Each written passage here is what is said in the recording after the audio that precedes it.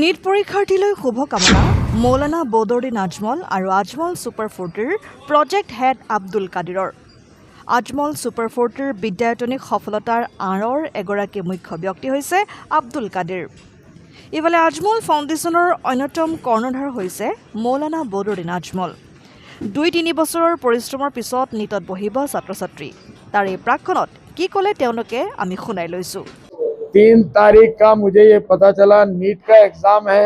पूरे इंडिया में 26 लाख बच्चे उसके अंदर शरीक होने वाले हैं। भी I wish all of them success. हमारी दुआ है कामयाब हो। नीट के बच्चे अक्सर एग्ज़ाम के टाइम पे घबरा जाते हैं। मेरा उनसे यही मशवरा है। हमारे यहाँ से हर साल 100 बच्चे नीट में पास होते हैं, इसलिए आपको घबराइए नहीं, दिल से हिम्मत करिए और एग्ज़ाम में जाइए। इंशाअल्लाह आप लोग हर बच्चा बच्ची कामयाब होगा, ये मेरी दुआ है।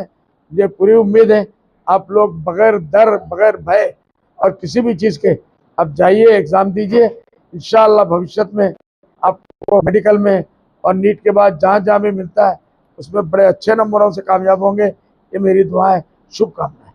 वहाँ 3 मेत national eligibility cum entrance test चमुকৈ नीट 2026 एग्जाम আছে।